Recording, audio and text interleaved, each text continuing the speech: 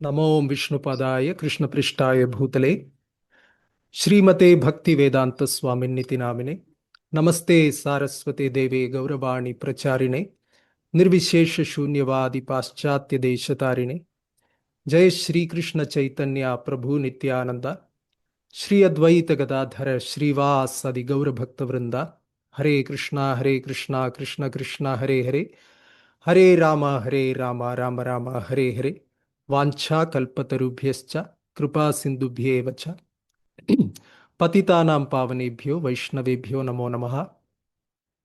ഹരേ കൃഷ്ണ. എല്ലാ വൈഷ്ണവന്മാർക്കും എൻ്റെ സാദര പ്രണാമങ്ങൾ. എൻ്റെ പേര് ഗോപാൽ ഗൗര ഗുരുദാസ്. ഇസ്കോൺ കൊച്ചി സെൻറ്ററിൽ സേവനമനുഷ്ഠിക്കുകയാണ്.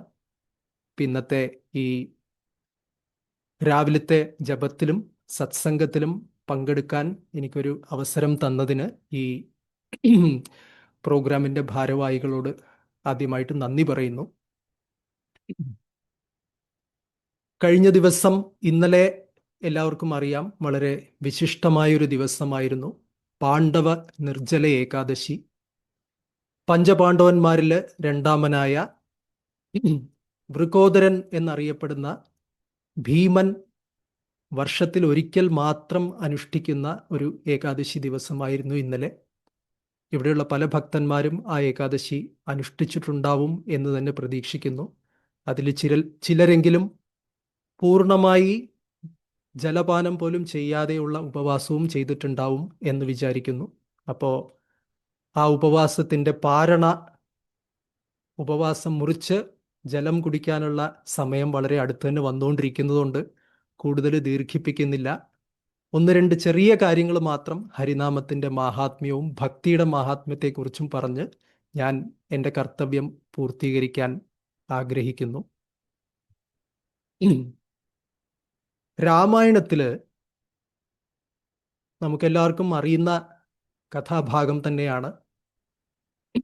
ദശരഥ മഹാരാജാവ് ശ്രീരാമചന്ദ്ര ഭഗവാനെ പട്ടാഭിഷേകം ചെയ്ത് അടുത്ത കോസലേന്ദ്രനായി വാഴിക്കാൻ തയ്യാറെടുക്കുന്ന സമയത്ത് മന്ധരയുടെ പ്രേരണ കാരണം കൈകേയി അതിനോട് വിസമ്മതിക്കുകയും ഭരതനെ രാജാവായി വാഴിക്കണമെന്ന് പറഞ്ഞ് ശ്രീരാമചന്ദ്ര ഭഗവാൻ 14 വർഷക്കാലം വനവാസത്തിന് പോകണമെന്ന് പതിയായ ദശരഥ മഹാരാജാവിനോട് ആവശ്യപ്പെടുകയും അങ്ങനെ അടുത്ത ദിവസം നടക്കേണ്ടിയിരുന്ന ആ ശ്രീരാമ പട്ടാഭിഷേകം മാറ്റിവെക്കേണ്ടി വരുന്ന ഒരവസരം സംഭവിക്കുകയും ഉണ്ടായി. ഇതെല്ലാവർക്കും അറിയാവുന്ന ലീല തന്നെയാണ്.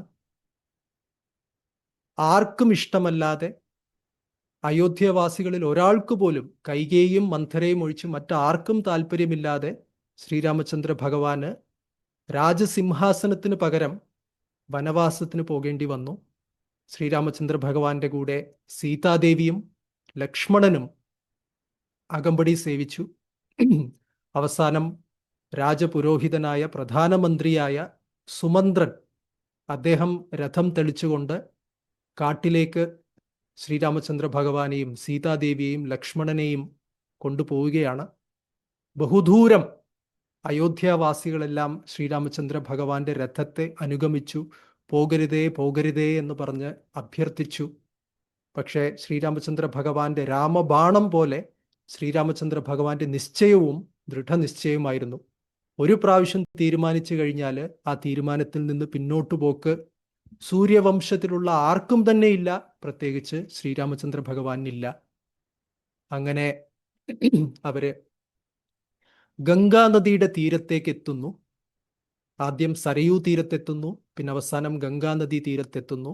സുമന്ത്രനും അയോധ്യാവാസികളും എല്ലാവരും ശ്രീരാമചന്ദ്ര ഭഗവാന്റെ പ്രത്യേക അഭ്യർത്ഥന കാരണം വനവാസത്തിന് ശേഷം ഞാൻ തിരിച്ചെത്തും എന്നുള്ളൊരു വാക്കിൻ്റെ പേരിൽ അവരെല്ലാവരും തിരിച്ച് അയോധ്യയിലേക്ക് മടങ്ങിപ്പോകുന്നു. ഇപ്പോ രാമ, ലക്ഷ്മണ, സീത ഇവരെല്ലാവരും വിശാലമായ ഗംഗാനദിയുടെ തീരത്ത് എത്തിയിരിക്കുകയാണ്. ആ പ്രദേശത്ത് ഗംഗയുടെ വിസ്തീർണം, വിശാലത എന്ന് പറഞ്ഞാൽ നമ്മൾ രാമേശ്വരത്ത് പാമ്പൻ പാലം നമ്മളെല്ലാവരും കണ്ടിട്ടുണ്ടാവും. വളരെ നീണ്ട പാലം, വളരെ വിശാലമായ, കടലിന് തന്നെ ഭേദിക്കുന്ന പാലം എന്ന് നമുക്ക് പറയാം. പക്ഷേ ചില സ്ഥലങ്ങളിൽ ഗംഗാ നദിക്ക് അതിനേക്കാളും വിസ്തീർണമുണ്ട്. അങ്ങേക്കര കാണാൻ സാധിക്കാത്തത്ര ഒരു വിശാലത ഗംഗയ്ക്കുണ്ട്. അങ്ങനെ ഒരു പ്രദേശത്താണ് ശ്രീരാമചന്ദ്ര ഭഗവാനും സീതാദേവിയും ലക്ഷ്മണനും വന്ന് ചേർന്നിരിക്കുന്നത്. ആ സമയത്ത് അവിടെ നദി കടക്കാൻ വേണ്ടി നമുക്കറിയാവുന്നൊരു വ്യക്തിത്വം തന്നെയാണ് ഗുഹൻ. അവിടെ കാത്തിരിക്കുന്നു.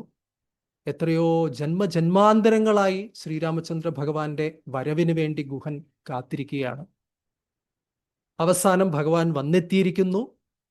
അവിടെ ശ്രീരാമചന്ദ്ര ഭഗവാൻ ചോദിക്കുന്നു, അല്ലയോ ഗുഹ, അല്ലയോ നൗകാ ചാലക, ദയവായി ഞങ്ങളെ മറുകരയിലേക്ക് എത്തിക്കുക. ഞങ്ങളുടെ ദൗത്യം നിർവഹിക്കാൻ വേണ്ടി ഗംഗ കടന്നു പോകേണ്ട ആവശ്യകതയുണ്ട്. ദണ്ഡകാരണ്യത്തിലേക്ക് പോകേണ്ട ആവശ്യകത ഞങ്ങൾക്കുണ്ട്.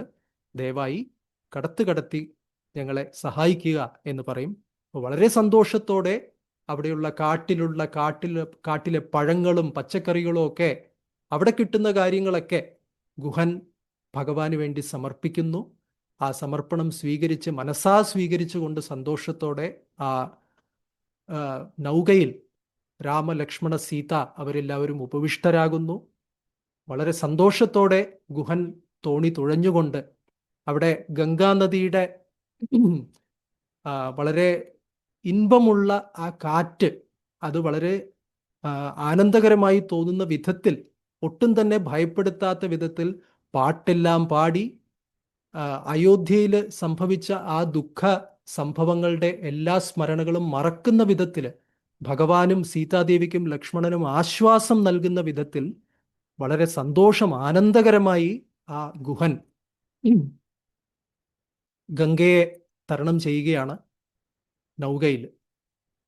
അങ്ങനെ ആ എല്ലാ ദുഃഖവും ഗംഗയുടെ സാന്നിധ്യത്തിൽ മറന്ന ശേഷം കുറച്ചു നേരം കഴിഞ്ഞ സമയത്ത്, ഒരു മണിക്കൂറോളം കഴിഞ്ഞ സമയത്ത് ഗംഗയുടെ മറുകരയിൽ എത്താനുള്ള സമയമായി. ആ സമയം എത്തിയപ്പോൾ ശ്രീരാമചന്ദ്ര ഭഗവാൻ പറയുന്നത് ഇങ്ങനെയാണ്: സീതാദേവിയുടെ മുഖത്തേക്ക് ഒരു നിമിഷം ഒന്ന് നോക്കി എന്നാണ് പറയുന്നത്. ഒരേ ഒരു നിമിഷം സീതാദേവിയിലേക്ക്, മുഖത്തേക്ക് ശ്രീരാമചന്ദ്ര ഭഗവാൻ ദൃഷ്ടി പായിക്കുന്നു. ആ ഒരു ദൃഷ്ടി കൊണ്ട് തന്നെ അത്ര പതിവ്രതയായ സീതാദേവിക്ക് ശ്രീരാമചന്ദ്ര ഭഗവാൻ എന്താണ് ഉദ്ദേശിക്കുന്നത് എന്ന് മനസ്സിലായി. എന്തായിരുന്നു ഉദ്ദേശിച്ചത്? കടന്നു കഴിഞ്ഞു, അത് അങ്ങേക്കര എത്താറായി. അതുകൊണ്ട് ഇതിനുള്ള ചുങ്കം, ഇതിനുള്ള പാരിതോഷികം ഗുഹന് നൽകേണ്ടതുണ്ട്. പക്ഷെ വനവാസമായതുകൊണ്ട് കയ്യിൽ ഒന്നും തന്നെ ഉണ്ടായിരുന്നില്ല. ആകെ ഉണ്ടായിരുന്നത് സീതാദേവി ഉൾപ്പെടെ, ശ്രീരാമചന്ദ്ര ഭഗവാൻ ഉൾപ്പെടെ, ലക്ഷ്മണൻ ഉൾപ്പെടെ എല്ലാവരും മരവുരിയാണ് ധരിച്ചിരുന്നത്. അവരുടെ കയ്യിൽ ധനമെന്ന് പറയാൻ ഒന്നും ഉണ്ടായിരുന്നില്ല. ഒന്നു മാത്രം ഉണ്ടായിരുന്നു. സീതാദേവിയുടെ കഴുത്തിൽ, സീതാദേവിക്ക് ഏറ്റവും ഇഷ്ടപ്പെട്ട ഒരു നെക്ലസ്, ഒരു മുത്തുമാല, ഒരു രത്നമാല സീതാദേവിയുടെ കഴുത്തിലുണ്ടായിരുന്നു. ആ നെക്ലസ് ഉടനെ തന്നെ സീതാദേവി ശ്രീരാമചന്ദ്ര ഭഗവാന്റെ ഇംഗിതം മനസ്സിലാക്കി അത് ഊരി, അതഴിച്ച് ശ്രീരാമചന്ദ്ര ഭഗവാന്റെ കൈകളിലേക്ക് കൊടുത്തു. അപ്പോൾ ഇവിടുത്തെ സീതാദേവിയുടെ പാതിവൃത്യം ആലോചിച്ച് നോക്കണം. ശ്രീരാമചന്ദ്ര ഭഗവാനെ കണ്ട മാത്രയിൽ, ആ കണ്ണുകൊണ്ട് തന്നെ ആ സംവാദം നടന്നു. സീതാദേവിക്ക് കാര്യം മനസ്സിലായി. മാത്രമല്ല, ഇതെനിക്ക് വേണം എന്ന് പറഞ്ഞ് ശഠിച്ചില്ല. ഉടനെ തന്നെ അത് ശ്രീരാമചന്ദ്ര ഭഗവാന്റെ കൈകളിലേക്ക് സമർപ്പിച്ചു. കരയെത്തി. എല്ലാവരും ഇറങ്ങിയ സമയത്ത് വളരെ സന്തുഷ്ടനായി ഗുഹനെ ആലിംഗനം ചെയ്ത ശേഷം ശ്രീരാമചന്ദ്ര ഭഗവാൻ പറഞ്ഞു, ഞങ്ങൾക്ക് വളരെ സന്തോഷമായി ഈ സേവനം, ഇത് നിത്യമായ സേവനമായിരിക്കട്ടെ, ഇതിനുള്ള പാരിതോഷികം ഇതാ എന്ന് പറഞ്ഞിട്ട് കയ്യിലുണ്ടായിരുന്ന ആ നെക്ലസ് എടുത്ത്, ആ മാലയെടുത്ത്, വളരെ അമൂല്യമായ രത്നമാലയെടുത്ത് ഗുഹന് സമർപ്പിക്കുമ്പോൾ ഗുഹൻ കൈകൾ നീട്ടിയില്ല. ഗുഹൻ പറഞ്ഞു, അല്ലയോ ഭഗവാനെ, ദയവായി ഇത് ചെയ്യരുത്, ഞാനൊരു പാരിതോഷികം പ്രതീക്ഷിച്ചിട്ടല്ല ഈ സേവനം ചെയ്തത് എന്ന് പറഞ്ഞ് ഗുഹന്റെ മറുപടി. ഇപ്പൊ ശ്രീരാമചന്ദ്ര ഭഗവാൻ പറഞ്ഞു, അല്ല, അത് സാധ്യമല്ല, താങ്കൾ ഇത് സ്വീകരിച്ചേ മതിയാകൂ. എന്തുകൊണ്ട്?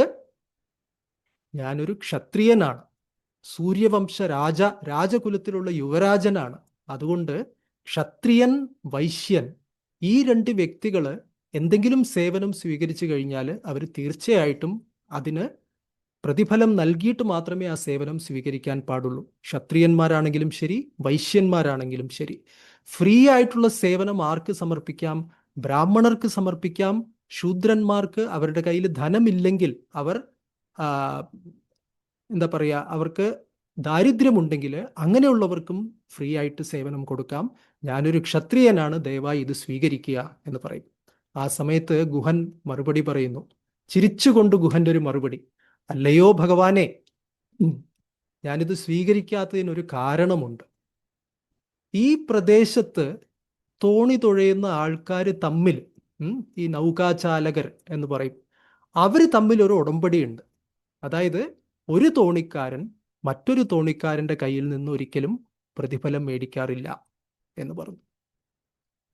അപ്പൊ ശ്രീരാമചന്ദ്ര ഭഗവാൻ പറഞ്ഞു, അത് ശരി, അതിന് കുഴപ്പമില്ല, നിങ്ങൾ തമ്മിൽ ഒരു ഉടമ്പടി ആയിക്കോട്ടെ, ഇവിടെ ഇത് തമ്മിൽ എന്താണ് ബന്ധം എന്ന് ശ്രീരാമചന്ദ്ര ഭഗവാൻ ചോദിക്കുന്ന സമയത്ത് ഗുഹൻ പറയും, അല്ലയോ ഭഗവാനെ ശ്രീരാമചന്ദ്ര, ഞാനൊരു ചെറിയ തോണിക്കാരൻ, ഗംഗാനദിയുടെ ഒരു കരയിൽ നിന്ന് മറ്റൊരു കരയിലേക്ക് ജനങ്ങളെ എത്തിക്കുന്ന ഒരു ചെറിയ പാവം തോണിക്കാരൻ ഞാൻ.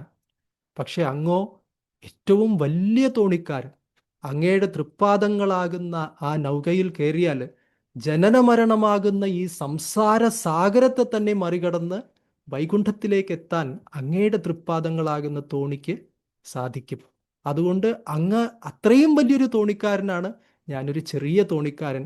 ഈ ചെറിയ ഗംഗാനദി കടക്കാൻ ഞാൻ ഒരു പ്രതിഫലവും വാങ്ങിച്ചില്ല എന്നുള്ളത് അങ്ങയുടെ സ്മരണത്തിലിരിക്കട്ടെ. പക്ഷേ എൻ്റെ മരണസമയത്ത് ആ ജനന മരണ സാഗരമാകുന്ന ആ മഹാസാഗരത്തിൻ്റെ കരയിൽ ഞാൻ നിൽക്കുന്ന സമയത്ത്, ആ വേളയിൽ എനിക്കൊന്നും തരാനില്ല, എനിക്ക് ഭക്തിയില്ല, എനിക്ക് സത്കർമ്മങ്ങളില്ല, എനിക്ക് പുണ്യമില്ല, ഒന്നുമൊന്നും എൻ്റെ കയ്യിലില്ല. ഞാൻ ഒന്നുമില്ലാത്തവനായി, ഈ ശരീരം പോലും ആ സമയത്ത് ഉണ്ടാവില്ല. ആ സമയത്ത് ഞാൻ ഈ ചെയ്ത ചെറിയൊരു സേവനം ദയവായി ഓർത്ത് എന്നെയും ഒന്നും ചോദിക്കാതെ, ഒരു ചുങ്കവും ഒരു കരവും ചോദിക്കാതെ ദയവായി ജനനമരണ സാഗരത്തിനെ കടത്തി അങ്ങയുടെ തൃപ്പാദങ്ങളാകുന്ന വൈകുണ്ഠധാമത്തിലേക്ക് എന്നെ എത്തിക്കണമേ എന്ന് ഗുഹൻ പറയുന്നു. അത് കണ്ട സമയത്ത് ശ്രീരാമചന്ദ്ര ഭഗവാന്റെ കണ്ണിൽ നിന്ന് അശ്രുധാരകൾ പൊഴിക്കുന്നു. സീതാദേവിയെ നോക്കി ശ്രീരാമചന്ദ്ര ഭഗവാൻ വളരെ സന്തോഷത്തോടെ ചിരിക്കുന്നു. എന്നിട്ട് പറയുന്നു, എൻ്റെ ഭക്തന്മാര് ചില്ലറക്കാരല്ല, എന്ത് ചോദിക്കണം എൻ്റെ അടുത്ത് എന്നുള്ളത് നല്ല രീതിയിൽ പഠിച്ചു വെച്ച വ്യക്തികളാണ് എൻ്റെ ഭക്തന്മാര്, ഇല്ലേ? അതുകൊണ്ട് തന്നെ ശ്രീ ചൈതന്യ മഹാപ്രഭു ശിക്ഷാഷ്ടകത്തിൽ പറയുന്നു, നധനം ന ജനം ന സുന്ദരീം കവിതാം വാ ജഗദീശ കാമയെ മമ ജന്മനി ജന്മനീശ്വരേ ഭവതാത് ഭക്തിർ അഹൈതുകീ ത്വയി. അതുകൊണ്ട് ഭഗവാന്റെ തിരുനാമം നമ്മളിപ്പോൾ എല്ലാവരും ജപിക്കുന്ന സമയത്ത് ഒരു ഫോൺ കോൾ പോലെയാണ്. നമ്മൾ വിളിക്കുമ്പോൾ നമ്മൾ പ്രതീക്ഷിച്ചിട്ടുണ്ടാവില്ല, പക്ഷെ അപ്പുറത്ത് നിന്ന് ഫോൺ എടുത്ത്, ഹലോ, ആരാണ് വിളിക്കുന്നത്? ഇവിടെ പേരുകൾ ഓരോ ഉണ്ടല്ലോ, ഓരോ ഡിവോട്ടീസ് ഉണ്ട് ഇവിടെ. രവി മോഹൻ പ്രഭു, ശ്രീദേവി മാതാജി, മധുസൂദനൻ പ്രഭു, സ്മിത മാതാജി, പിന്നെ ആരൊക്കെയുണ്ട്, ഒപ്പോ പ്രഭു, കുറെ പേരുകളൊക്കെ ഇവിടെ ഉണ്ട് അല്ലേ? അപ്പോൾ ആരാണ് വിളിക്കുന്നത് എന്ന് പറഞ്ഞ് ഭഗവാൻ ചോദിക്കുന്ന സമയത്ത് നമ്മൾ ഭൗതികമായിട്ട് പലതും നമുക്ക് ചോദിക്കാം. പക്ഷേ ബുദ്ധിമാന്മാര്, ഭക്തന്മാരെന്ത് ചോദിക്കും? അങ്ങയുടെ പാദങ്ങളിലേക്കുള്ള ഭക്തി, സ്നേഹം എനിക്ക് തരയണമേ എന്ന് ചോദിക്കും. ഏറ്റവും പ്രധാനമായിട്ട് ചോദിക്കേണ്ട കാര്യം ഭഗവാന്റെ നാമത്തിലുള്ള ശ്രദ്ധ, പിന്നെ ഭഗവാന്റെ കഥകൾ കേൾക്കാനുള്ളൊരു താല്പര്യം. അത് വളരെ പ്രധാനമാണ്. പരീക്ഷിത്ത് മഹാരാജാവിനോട് ശുകദേവ ഗോസ്വാമി പറയുന്നു, റൈറ്റ്? ഒരു കാര്യം കൂടെ പറഞ്ഞു നിർത്താം. ശുകബ്രഹ്മ ശുകദേവ ഗോസ്വാമി പരീക്ഷിത് മഹാരാജാവിനോട് പറയുന്നു, മുക്തിർ ദദാതി കർഹിച്ചിത് നച്ച ഭക്തി യോഗം സ്മന ഭക്തി യോഗം എന്ന് പറയുന്നു. അതായത് ഭഗവാനോട് എന്ത് ചോദിച്ചാലും, ഭൗതികമായ കാര്യങ്ങൾ വേണോ, പെട്ടെന്ന് തന്നെ ഭഗവാൻ തരും. പിന്നെ മോക്ഷം വേണോ, മുക്തി പോലും ഭഗവാൻ തരും. പക്ഷെ ഭക്തി വേണമെന്ന് ചോദിച്ചാൽ ഭഗവാൻ എളുപ്പത്തിൽ തരില്ല. കാര്യം എന്താണ്? ഭക്തി തന്നു കഴിഞ്ഞാൽ ഭഗവാൻ ഭക്തന്റെ അടിമയാകുന്നു. ഭഗവാന് നിത്യമായിട്ട് ഭക്തന്റെ കൂടെ ഇരിക്കേണ്ട ഒരു സ്ഥിതി വരുന്നു. അതുകൊണ്ട് നോക്കിയും കണ്ടും ഭഗവാൻ അത് ചെയ്യുള്ളൂ. പക്ഷേ യഥാർത്ഥ ഭക്തന്മാർ അതിനുവേണ്ടി ചോദിക്കണം. അതുകൊണ്ട് നമ്മൾ ദിവസവും ഹരേ കൃഷ്ണ മഹാമന്ത്രം ചൊല്ലുന്ന സമയത്ത് ഈ പ്രാർത്ഥന, ഇതിനു മുൻപ് ശിക്ഷാഷ്ടകം എന്ന് പറയുന്നൊരു ശ്ലോകമുണ്ട്, അത് പഠിക്കാവുന്നതാണ്. ആ ഭാവത്തിൽ ദിവസവും ഹരേ കൃഷ്ണ മഹാമന്ത്രം ചൊല്ലിക്കഴിഞ്ഞാൽ നമുക്ക് വളരെ പെട്ടെന്ന് തന്നെ മറ്റൊന്നിൻ്റെയും ആവശ്യം വരില്ല. സ്നേഹവും ഭക്തിയും കൊണ്ട് ഹൃദയം നിറഞ്ഞു നിൽക്കുന്ന സമയത്ത് മറ്റൊന്നിൻ്റെയും കുറവ് അവിടെ ഉണ്ടാകില്ല. ഹരേ കൃഷ്ണ.